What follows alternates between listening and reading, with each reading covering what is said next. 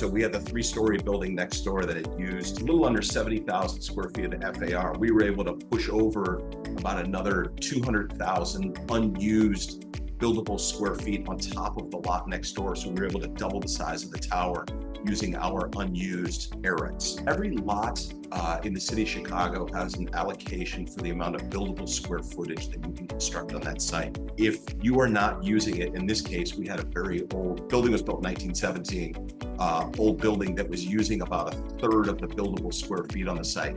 So what the city allows you to do is take the unused buildable square feet that's provided under the zoning code and transfer that to an adjacent lot to allow you to build tall.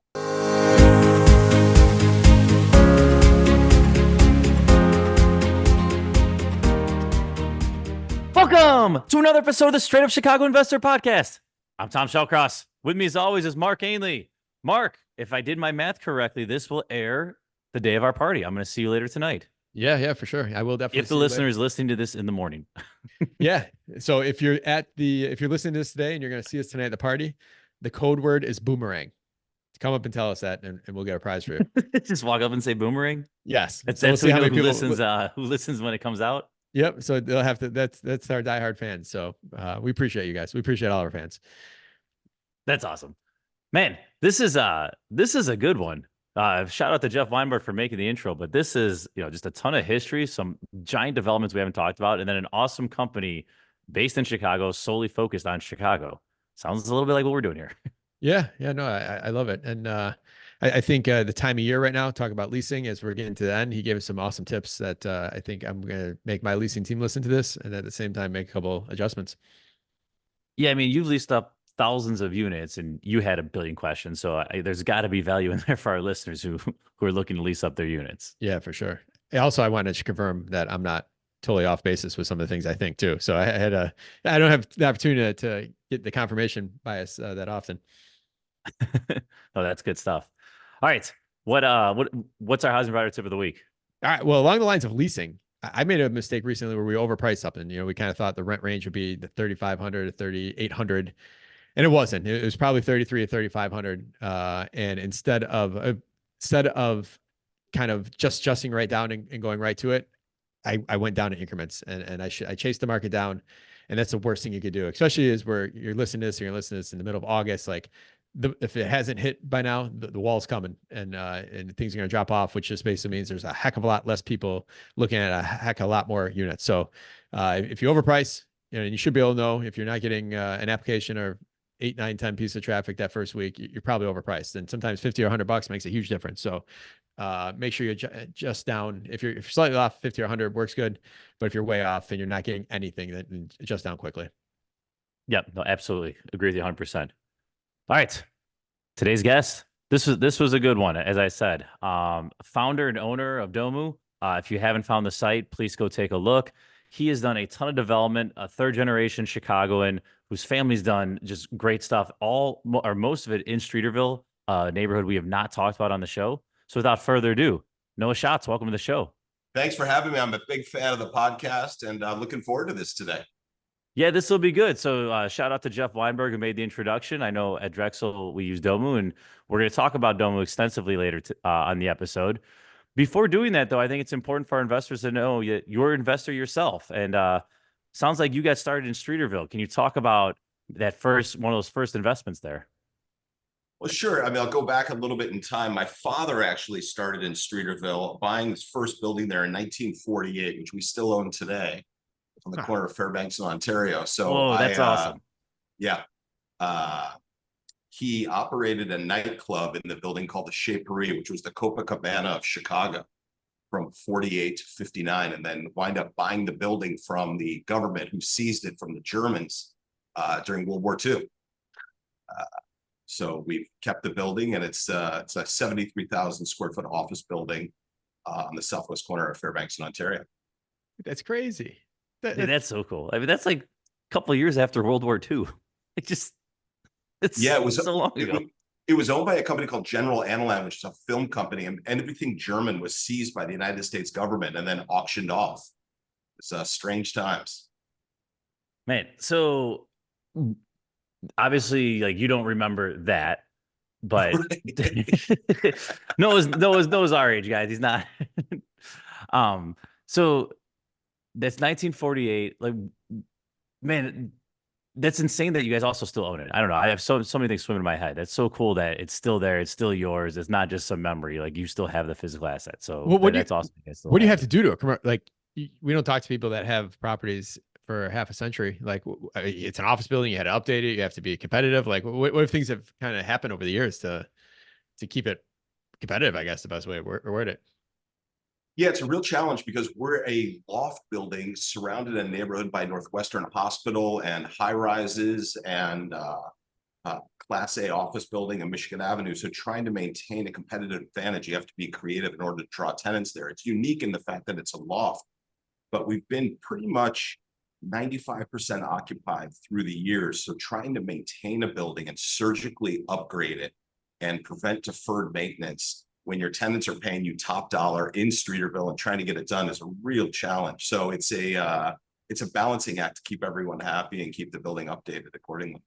Well, I imagine that's an advantage of being a loft building versus like any other type of office space. At least loft. It's funny how loft is like never not cool for the most part, even on both residential or commercial side. Yeah, the challenge there though is that you're an island. We're the only loft building. Once people find us, they love us, but it's a matter of everyone finding that loft building that otherwise doesn't exist in Streeterville, that exists in the West Loop or River North, where Friedman owns all of them over there, or Urban Innovations owns a bunch over there. But once they find us, they love us because you can be in the loft building, 150 yards from Michigan Avenue. That's awesome.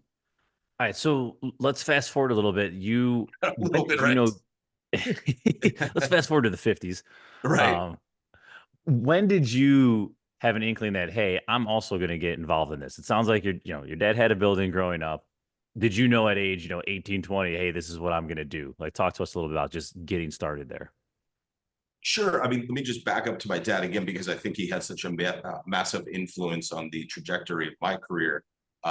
He then became a developer in the 60s with a development firm, a guy by the name of 𝗬𝘃𝗲𝗃, Jupiter Realty, and then developed McClure Court Center, what is now the W on Lakeshore Drive. It was a Holiday Inn at the time, right at Ontario, the Holiday Inn at the Apparel Mart, and a few other buildings. And spending time around him as a kid and Jerry, I always knew that I wanted to get into development. So the time I spent prior to development was always just waiting to get into it, and sort of a deep hunger for it and a deep hunger for real estate and all of the relationships that he had that were passed to me when he passed away many years ago. That's awesome. And was it always Chicago based? Like, were you always in this area? Did they ever expand out to other cities, or? It's worse. It's like 95% just in Streeterville. I mean, it was a very, very, very locally focused. That's the way to do it. Yep. That's the best answer I could have hoped for. So there's hope for me to just play in Portage Park forever. Thank you.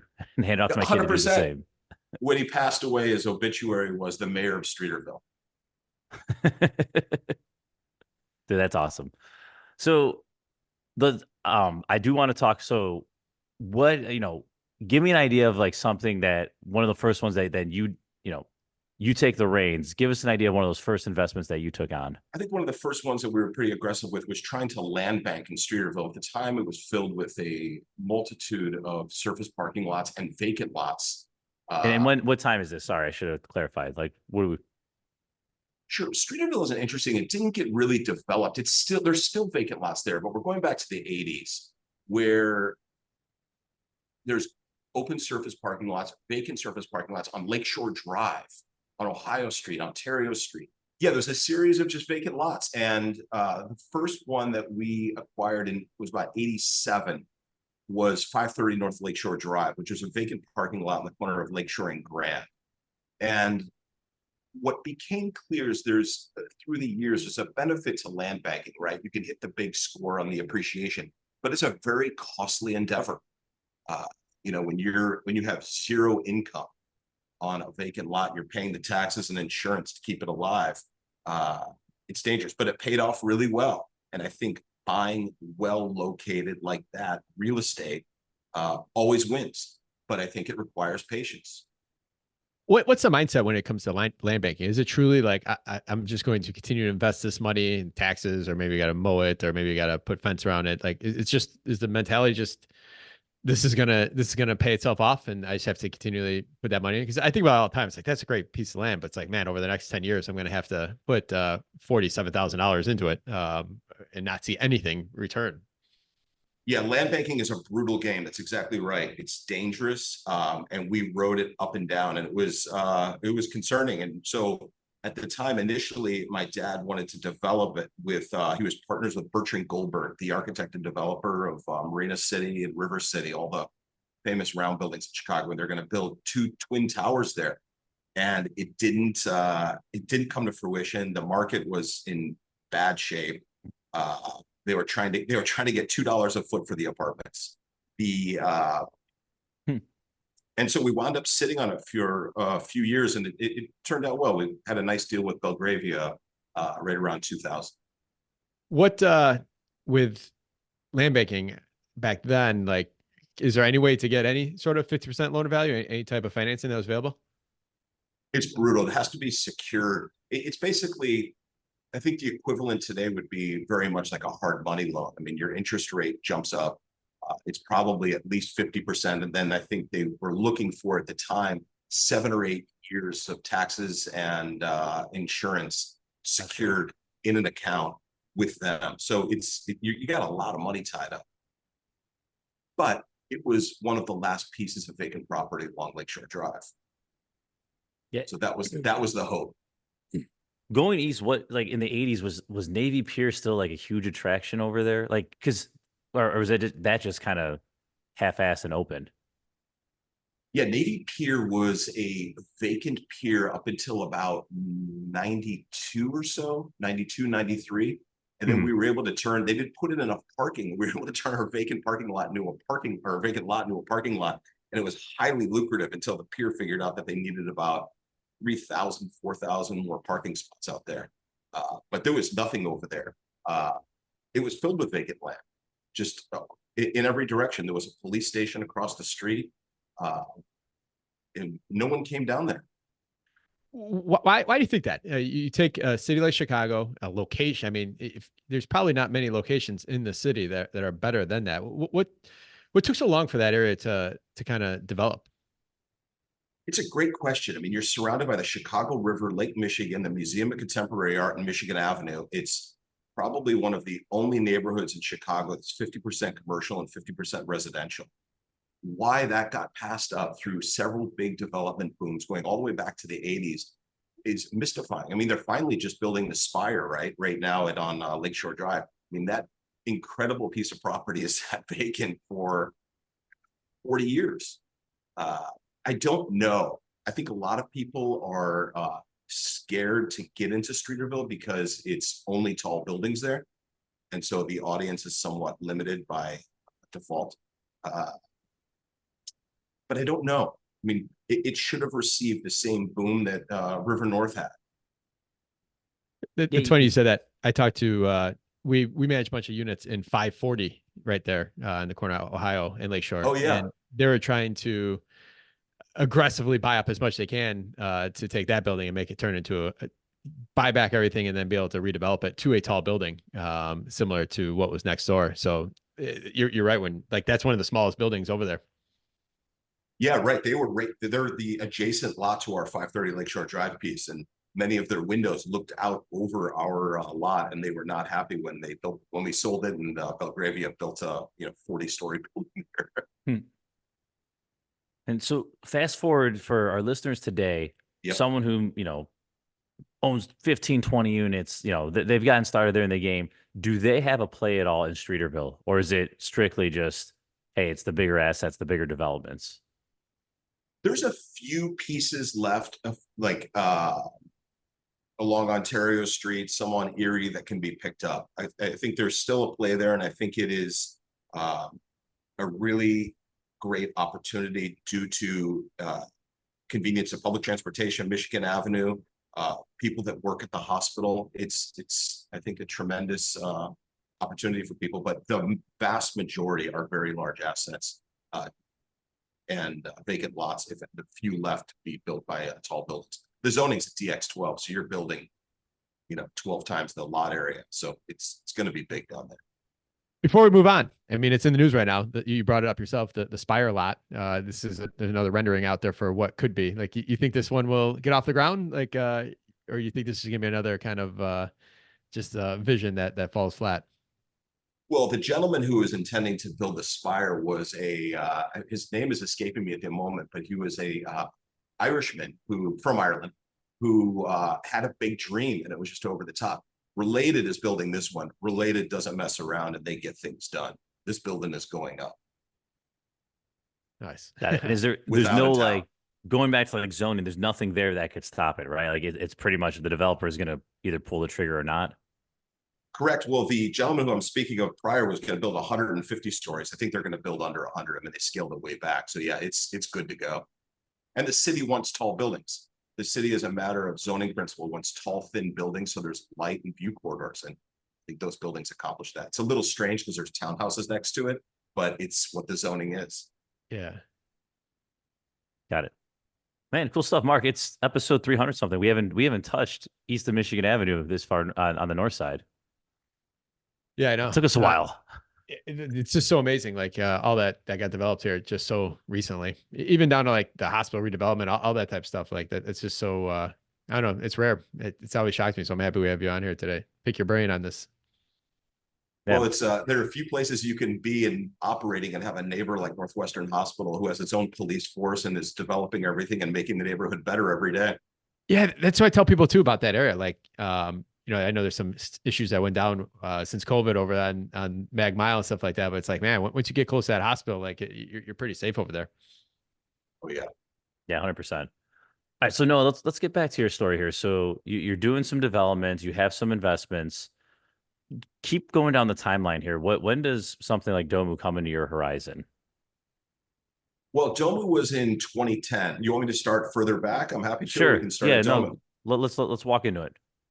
Okay, so we had a series of investments around town in various limited partnerships, which some panned out, some didn't, and as those got liquidated and we got out of those positions, it was clear that I wanted a much more operational role in investments. I think when you're in the back seat, you're subject to someone else's decisions, and I always felt I could do it a little bit better for the most part.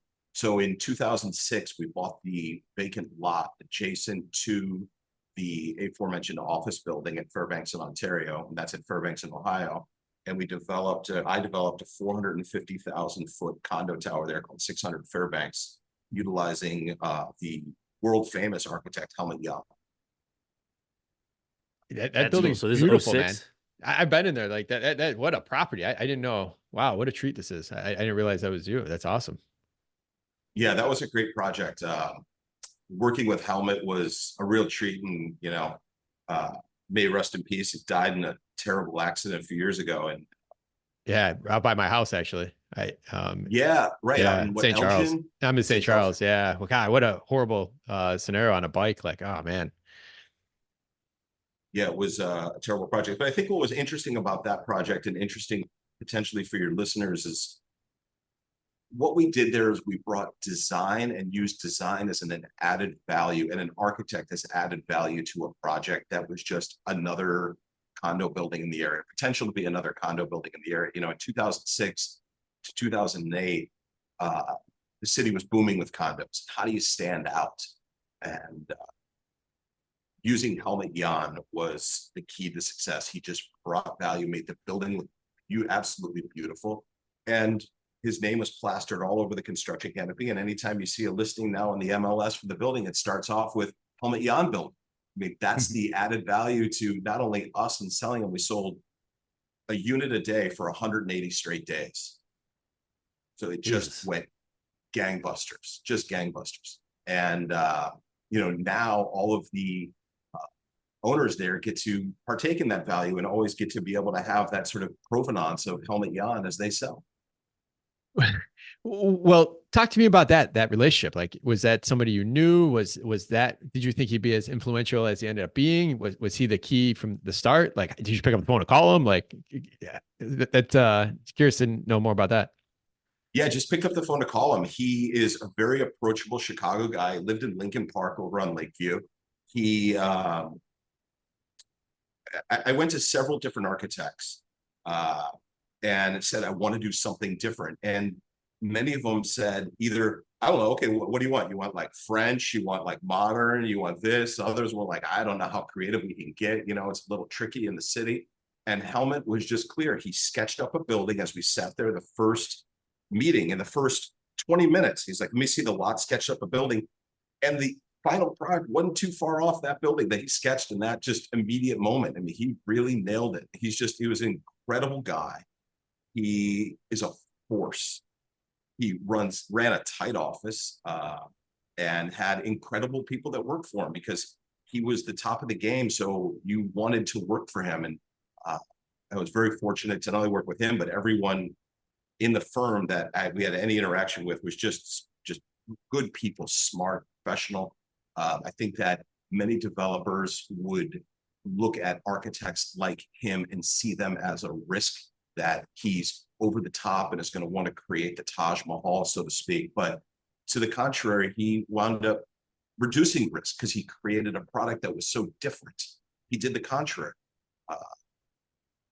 And you know what, the other element that was interesting about that project, I'll go on, is that it was an air rights play. So we had the 3-story building next door that had used a little under 70,000 square feet of FAR. We were able to push over about another 200,000 unused buildable square feet on top of the lot next door. So we were able to double the size of the tower using our unused air rights. Oh, wow. Explain that to our listeners, right? Someone who hasn't heard air rights before. Can you just dumb that down and break it down? Sure. Every lot in the city of Chicago has an allocation for the amount of buildable square footage that you can construct on that site. If you are not using it, in this case, we had a very old building, was built in 1917, old building that was using about 1/3 of the buildable square feet on the site. So what the city allows you to do is take the unused buildable square feet that's provided under the zoning code and transfer that to an adjacent lot to allow you to build tall. This kind of goes back to what I was talking about earlier, is the city wants taller, thinner buildings to maintain light and air and view corridors. So the city gets the preservation of older buildings, which we did there. We got a tall, thin building, which allows views, light, and air. So everyone's happy. People get good views, the city's happy, and it was an easy one to push through. Did you own the lot next door, or did you have to negotiate that with the neighbor? We purchased it from the neighbor. Oh, you purchased it. Okay, so you just bought it. Okay. Yeah, it was a contaminated site purchased by an interim investor for about a year. And then when I came up with the idea, we just bought it from him and started building. Oh, that's awesome. Yep. No, when you're doing the initial analysis, right? And there's so many variables that go into this, but you know, you have investors and you got to, with some sort of accuracy, predict what are these going to sell for, right? Like it doesn't have to be perfect. How did you quantify, you know, bringing in the architect? He said, hey, he made all the difference.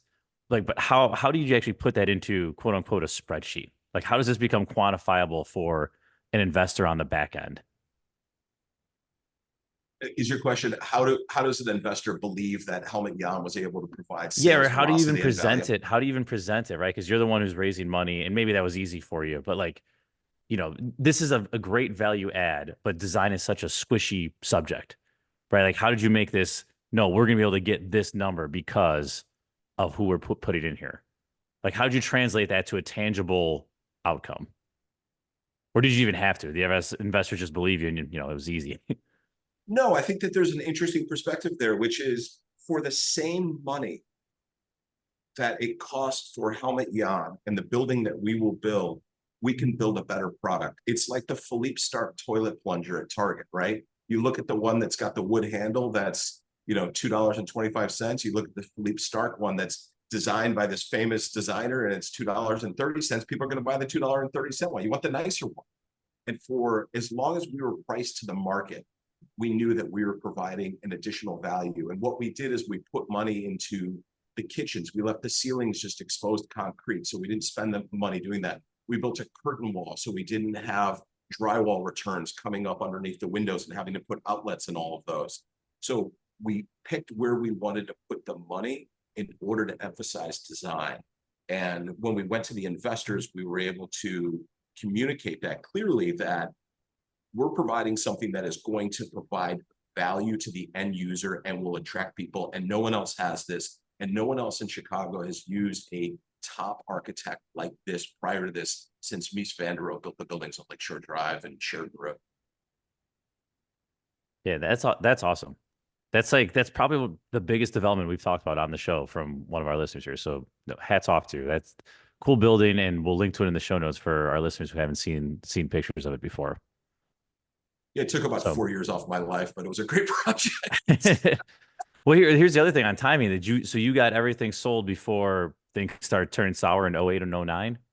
Oh yeah, we got to substantial completion in May of 08 and everything collapsed in October. So we made it by about 4 or 5 months. We got stuck with about 10 units at the end that we rented for about a year or two. But by that point, all the investors have been paid off, the senior lender had been paid off, and it was just at that point house money. That's so cool. Like, you have the ability, your legacy just in the skyline will live on for, I mean, hundreds of years. Like that's like, those buildings just don't come down. Like, and they never have. Like, they've been like, it's up forever. Like, it's crazy. I agree. It's the greatest feeling. You know, I'm a big runner and I run the lakefront. And sometimes I'll run down that way and I'll see the building, and it just makes me, proud every time I see it. It's the coolest thing. My gosh, I'm proud to look at that building now and know I know you. Like, that's cool enough for me. Like, I know that guy. So, all right. So walk us through. So the crash starts to happen there. Did you go on to do any developments in that time? Or did you play it cool? Like, walk us through before there's a period of between 08 and 2010 here before you start Domu. What, anything significant worth reporting there? Sure. Andrew Porter and I, who we talked about before the show, we started up a distressed debt business to try to look at buying the debt that was just everywhere at that point in 08 and 09. And we were tracking everything, and we were trying to pursue it. We just couldn't get anything. We spent about a year and a half being really aggressive, going after everything. The banks were only selling just massive pools of debt that included the worst stuff and some of the good stuff. And you had to buy these massive pools, so we just couldn't get anything going. Then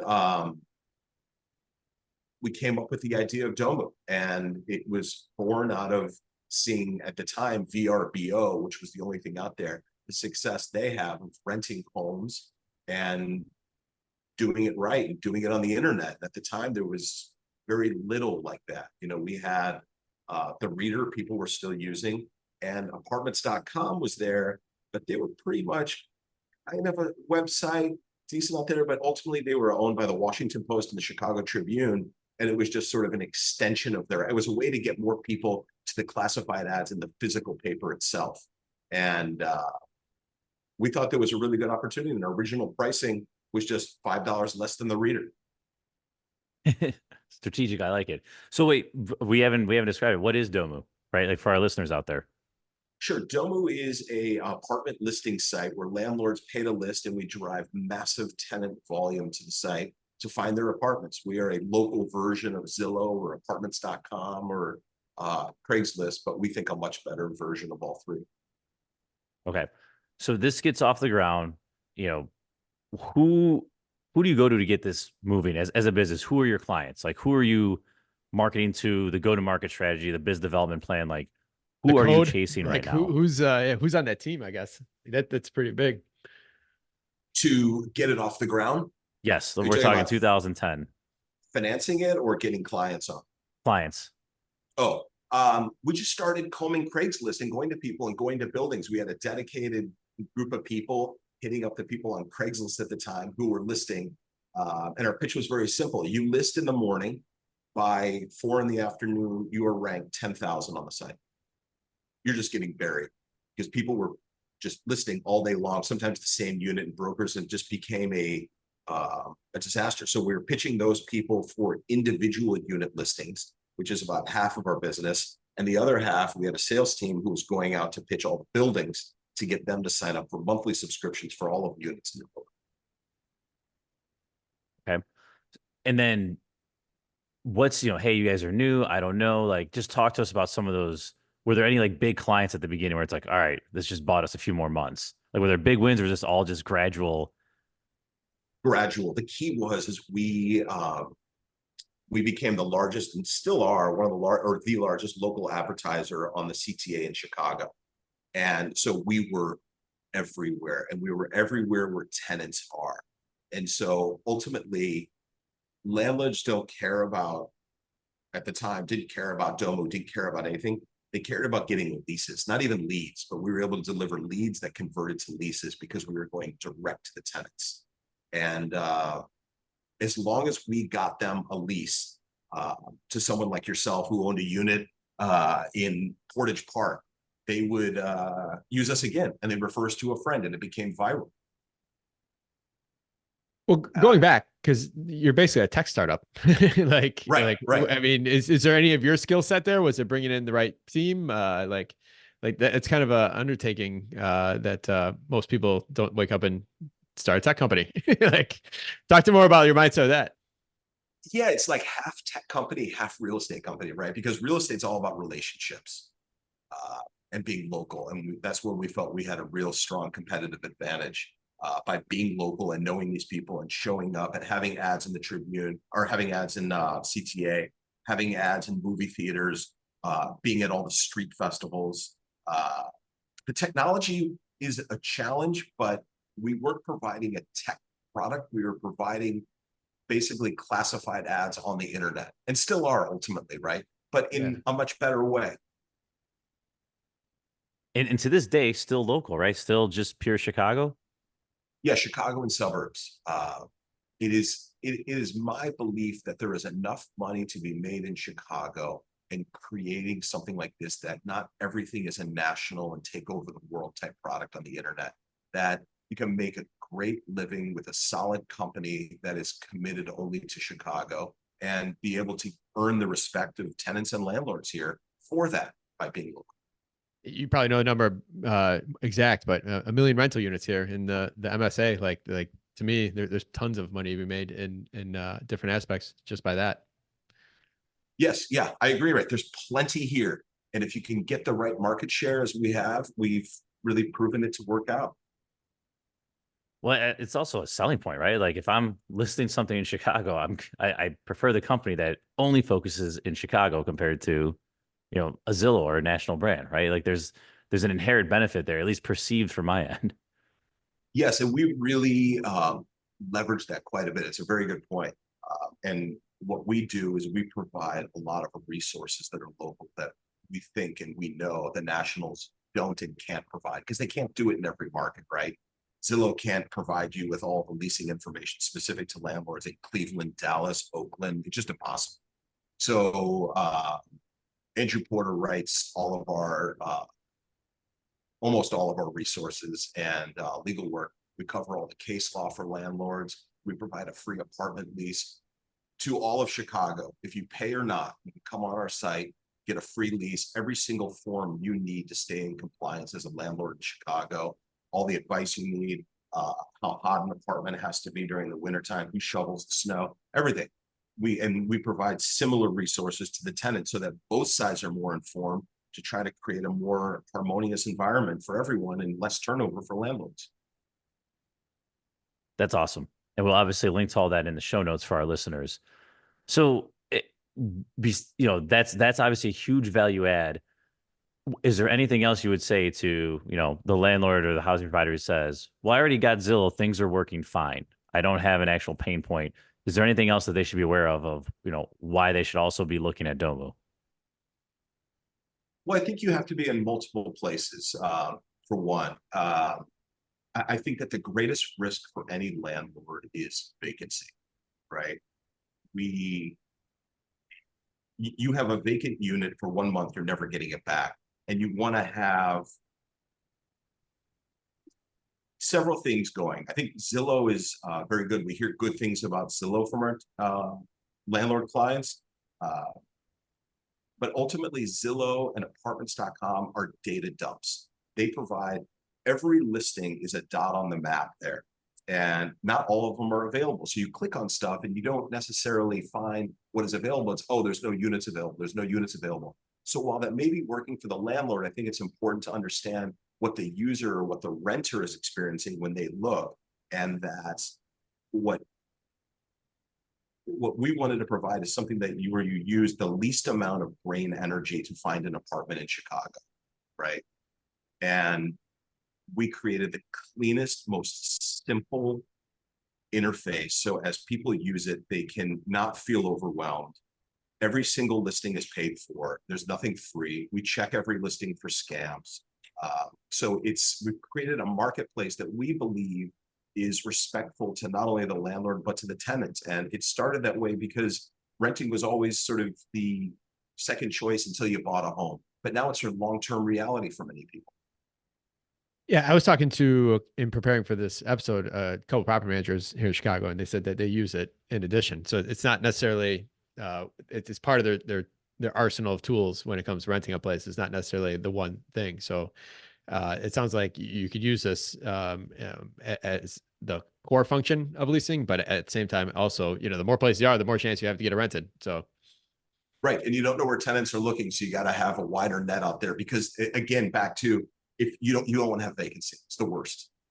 Right. Well, I think one of the things they said, if I remember this, I'll paraphrase it, was you guys have a lot of marketing around the city. They weren't sure if you guys were specific to Chicago or not, but they're like, they have so much marketing around here that if people go on there and they don't see our listing, then that's a different problem we have. So it's almost like we just have to be everywhere to make sure we don't miss anything. At the same time, their clients that they work for, they want to make sure they're not going onto a place like this and not seeing it on there as well.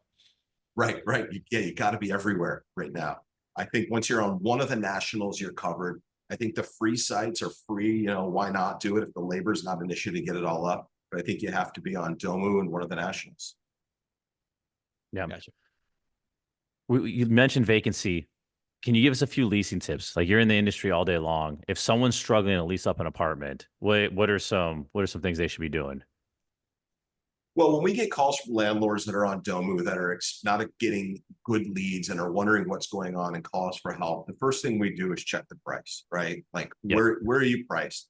And 50 or $100 can make all the difference in the world. There's just, tenants don't budget when they're looking at a place that's 2,000. They're not looking from 1,700 to 2,500. They're looking from 1950 to 2050. Like, it's a much narrower budget window. And I think getting it priced right in that budget window is big. The second thing we'll look at is pictures. If you don't have top-notch pictures, you are at a disadvantage in the digital marketplace for renting an apartment in Chicago, or anywhere for that matter. That taking it with bad lighting on a snowy day filled with someone else's stuff everywhere, nobody wants to see. We're talking about someone's home. We're talking about where someone is choosing to live their life, put their feet up, and where they go. And it's got to look beautiful. It's got to be some way a place that you think you want to be there. I mean, having said that, you knock $300 off the price, or 30% or 20% off the rent, people will look right past that, no problem, and be able to do it. But if you want a competitive rent and be competitive, you got to have great pictures, and your first picture has to be your strongest shot, because that's the thumbnail on our site and any site that people choose to click on to get more information. And then once they're on the page, they're very likely to submit a lead, and then you can try getting them to tour and closing. The third thing I think is really big is whether or not which is a whole nother conversation here, is if you're asking for a security deposit. That those days are gone. Like, landlords that are asking for security deposits are putting themselves not only at risk for the law, but I believe, and what we see on the site, is they're putting themselves at a competitive disadvantage in the marketplace, because tenants don't want to cough up the additional money. They would rather pay the move-in fee. All great things. I hate the snow when you see a snow picture in April. It's like, oh man, this listing's 2 months right. old. Or Yeah. Gosh, it's like, you just know they're not on it. So here, I got a question, I guess, in the sense of, that first picture, traditionally it's the front of the house or the condo building or whatnot. You say the strongest picture should that strongest picture be focused on the best attribute of the property, whether it be the deck or the high-end kitchen? Like, what's your thoughts on that? Well, it's interesting. We did a survey earlier this year on social media and asked all sorts of tenants, all of our followers, we have about 9,000, what picture they want first, right? What landlords typically go with is exterior or kitchen. because they think curb appeal or where they're spending all the money and building these beautiful kitchens. Ultimately, renters want a nice living room shot from the inside out, open, preferably no furniture towards the windows. I definitely With- would have guessed kitchen. I Yeah. would have confidently said kitchen there. Well, because what people really want is they want to see as quickly as possible. Yeah, where are more they? of the Where am I place. living, spending most of my Yeah, time? the whole thing. So ideally, like from if the kitchen were they wanted the apartment from the kitchen, looking through the kitchen into the living room and out to the windows is the best shot, because then you get immediate a sense of what does the kitchen look like, what the living room looks like, and is there natural light, and it answers several questions quickly. That then pulls them in. Now, if that's a lousy picture and your exterior picture is a beautiful exterior picture, then go with your strongest picture. What about floor plans and using pictures? Do you think that hurts or helps the listing if you put maybe a 2D floor plan? I think it is it is not a primary visual aid. I think it's probably second or third. I think first they want to get a sense of what the place looks like, what the finishes are, if there's sunlight, how small or big it is, if it's dirty, it's clean. And then I think a floor plan. Okay, what does it look like? All right, I'm going to keep coming. I got more questions. What about how many pictures? Like, so when I first got into the business, like you couldn't put more than 5 pictures. So, and we've gone way past that. But now I pull up a rental listing the other day. It was like 73 pictures. It's like, I don't know. I just want to see the picture of the backyard and I can't back scroll to that one. Like, what's the appropriate amount of pictures, I guess? And follow up to that, wait, appropriate amount of pictures. And is there a specific order? Like, should you go, like, if you're walking around, like the order of the pictures as well? To piggyback there. Yeah, I think the order of the picture is important because you're ultimately storytelling with the pictures, right? You want to walk people through a story. Like, here's the living room. Here's now the kitchen. I think the bedroom is secondary. I think you want to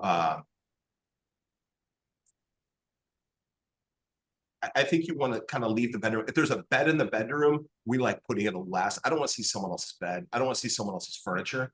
I want to see open spaces that are clean and beautiful with light coming in. I think 12 to 15, maybe 20. I mean, more is always better. I mean, ultimately, for many landlords, you want the tenant as qualified as possible before you schedule a tour. So the more information that you can give them where they can get a feel of the place, so you're not running across town to do a 6 o'clock showing in rush hour and show up and have the tenant say, oh, there's carpet. Oh, I only like wood floors. Like, the more of that story you can tell, the better, without overwhelming them. I think probably tenants will go 10, 12 pages deep without, or users will go 10, 12 pages deep without, losing interest. So I think somewhere around there, but I think you got to have the big stuff at the beginning. And I like a washer dryer shot that's in the unit in the top 6. Okay. I love this. Like, show me that there's a washer and dryer in the unit, because that's a huge dividing point. I mean, it's a lifestyle decision, right? Do you want to go downstairs or go down the street to get your laundry done? And are you willing to do that for the price that they're asking for the apartment? All right. So what about on the flip side? So you see people that might have a tenant in there and it doesn't show good, and they are literally just putting a picture of the front yard and the backyard, and they're saying tenant moves out August 31st. Like, does that hurt you more than just like maybe not even having it on the market like at all at that point if you can't provide it? Yeah, price it accordingly. So you got to give a Yeah. discount, right? Because now you have to have people take a chance on you in a way. Yeah, yes, because everyone else has them. And if you look at what the competitors have, you're going to not get the first lead, and it's going to take a while to lease it. That if you have a vacant unit before somebody moves in, get pictures, get someone in there, get one of the big companies to do it, and get great pictures. But occupied units, there's a few landlords, one of which owns about 4,000 or 5,000 apartments on the north side, and they have a policy: they do not let any of their brokers or anyone list any of their units at any time that have any furniture, only vacant units, and it just shows much better. Okay, I'm gonna keep firing at you here.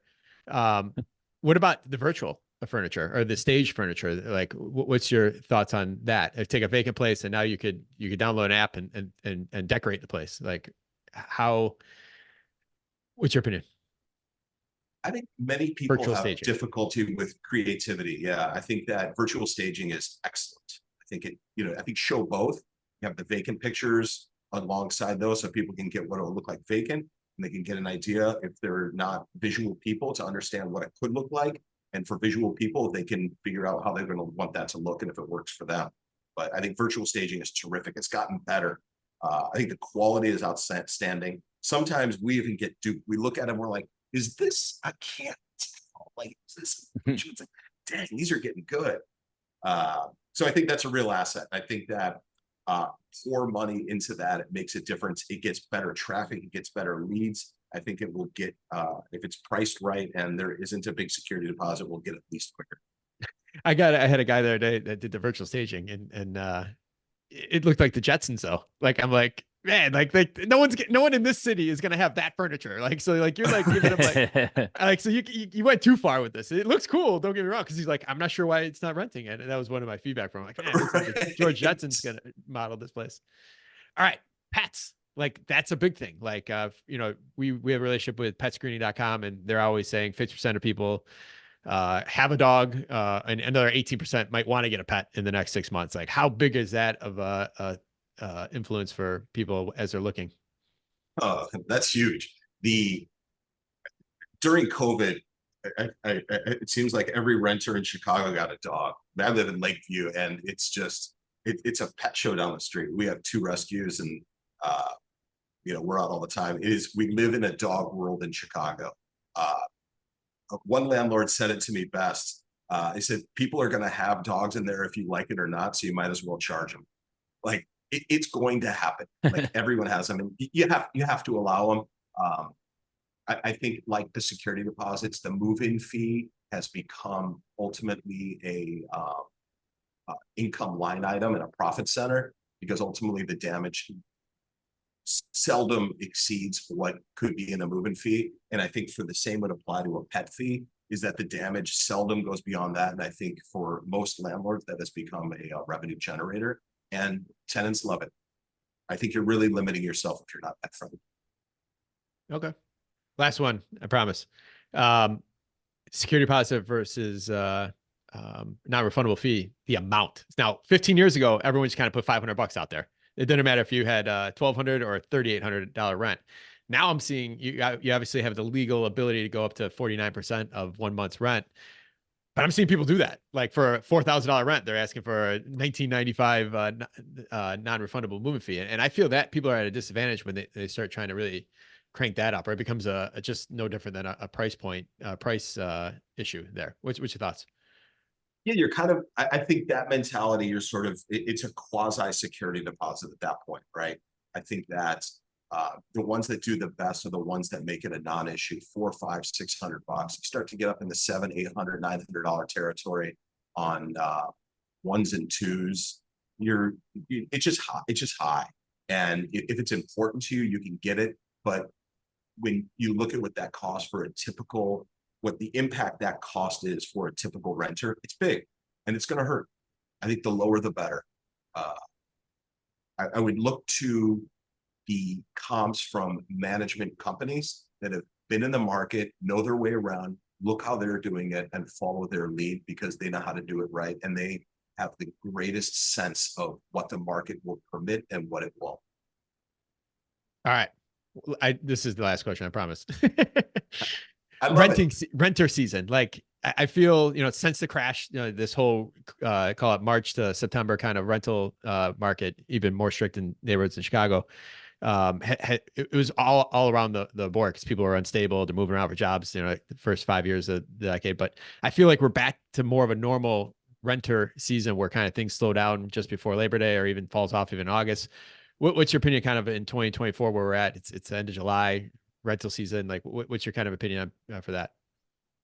This season, we saw a drop off about 2 weeks ago, and many of our landlords have communicated the same, that it is all of a sudden slowed down to about half to 2/3 of the velocity we had going from March to the beginning of July.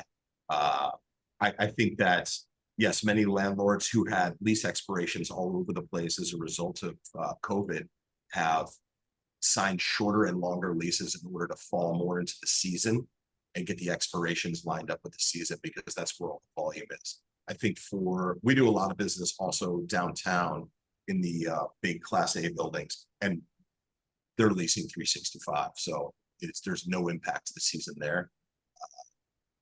People are coming in town and moving to Chicago at all times, and that's where they go.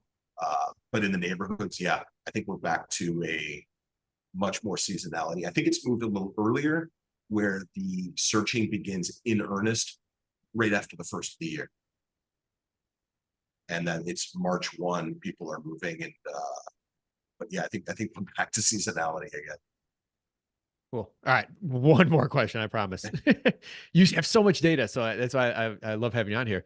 City versus suburbs. Any trends you see that stick out to you that, you know, when city versus any of the Chicago suburbs? We do very little business in the suburbs.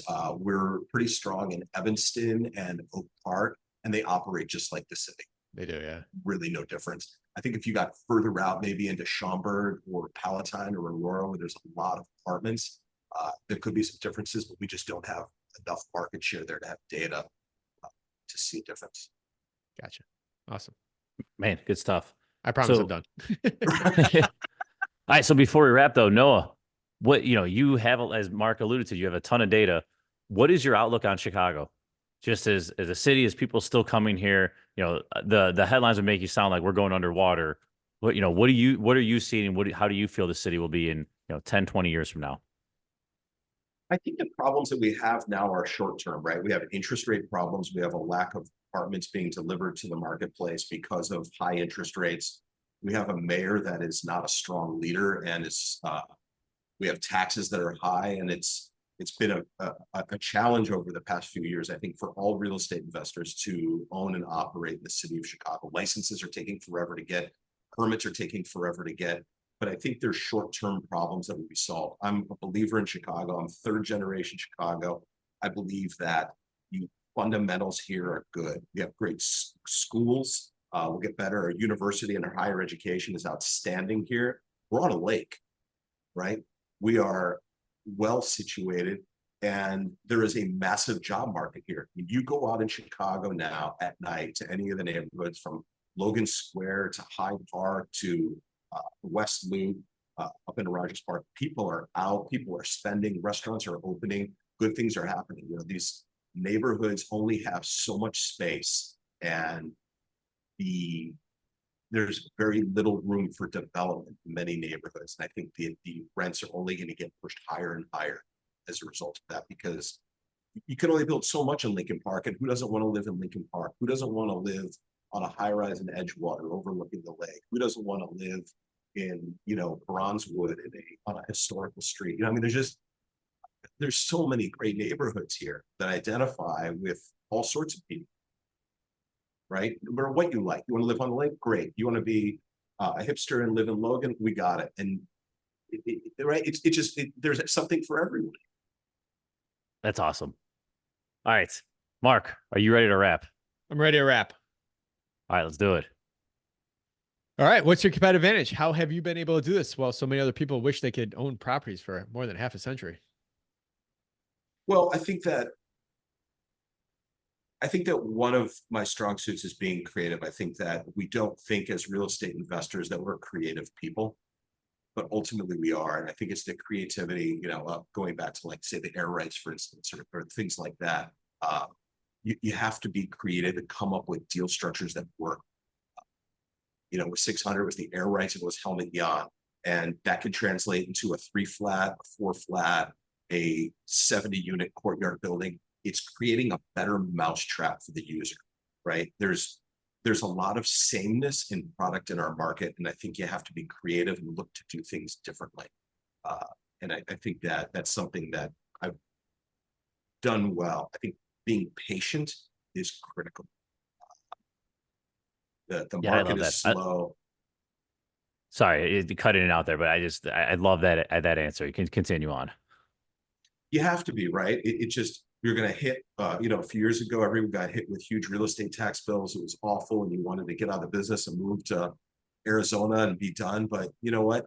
It stabilized, and the rents came up, and they evened out. And I think you got to be patient. And Domu has been a test of patience through the years, at times when the market's good, when the market's bad. And I think that's a key point. And I think probably the last thing is relationships. Like creating those long-standing relationships with people and maintaining them through the years is the key to everything. That's where you're going to find your network to help you when you are problem solving and are faced with difficult things or looking for opportunity. That you can't network enough. Good stuff. All right. So what is one piece of advice you would tell someone that is yet to buy their first property here in Chicago?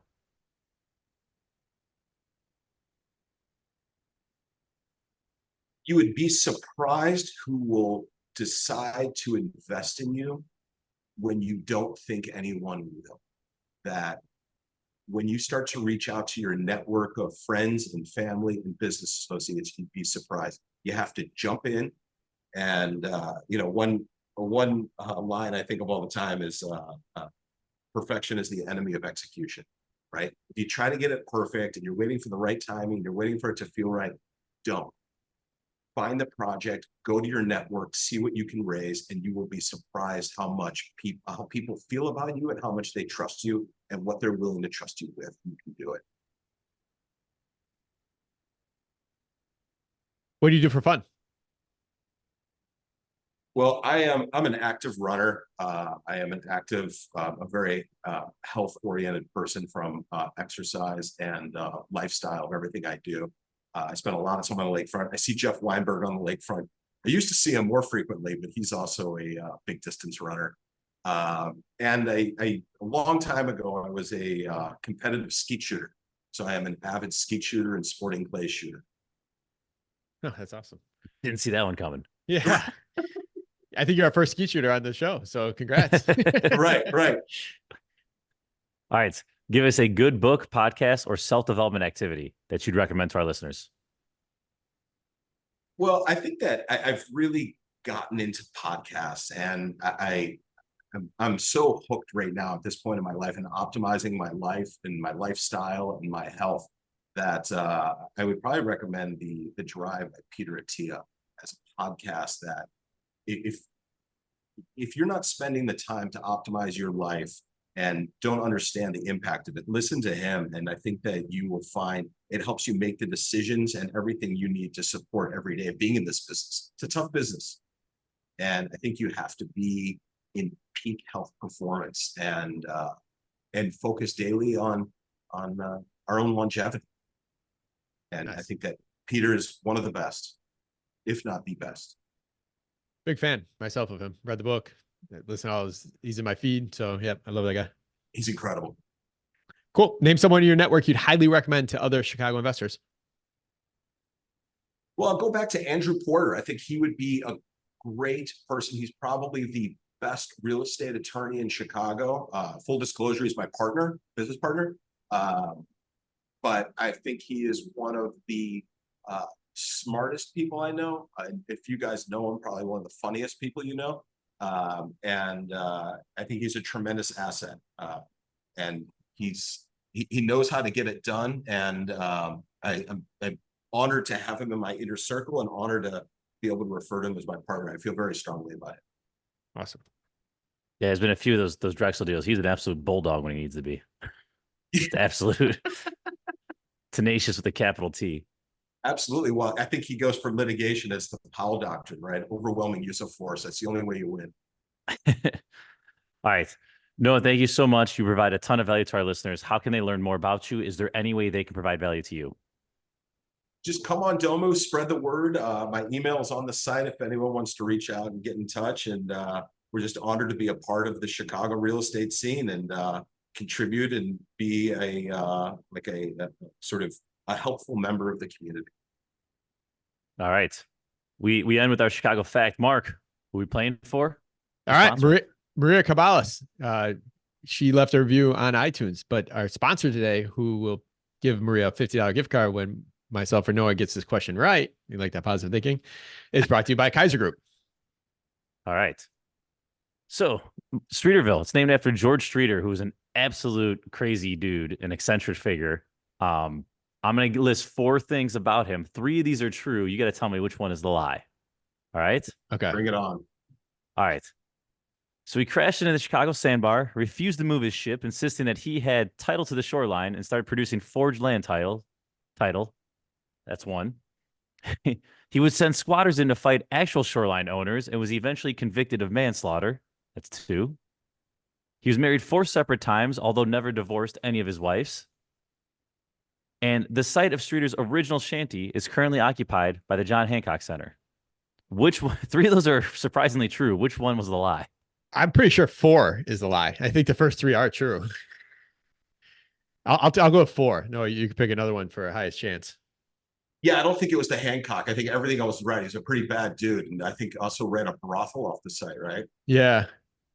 He's Chicago's first squatter, man. All right, so you guys are both going 4? Yeah. Yep. So according to the internet, it's 3. 4 is correct. 3, he was not married 4 separate times. I know he's married a bunch of times. Like he was from Wisconsin originally, I think. That's how he was coming down I think that's where he was originally from. Yeah, he was like gonna go trade guns or something, and then he crashed. He's like, "Screw it, this is my land now." Yeah, he's It's crazy. just like, what?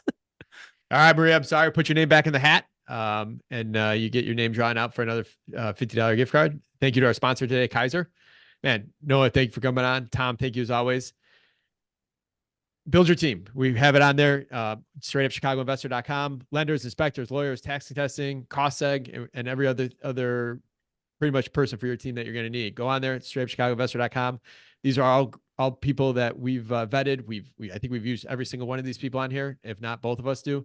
And check them out. So StraightUpChicagoInvestor.com, build your team, tab right on the cover there. Noah, thank you. Tom, thank you. Listeners, we'll see you next week. Thanks Thanks you so all. much for having me.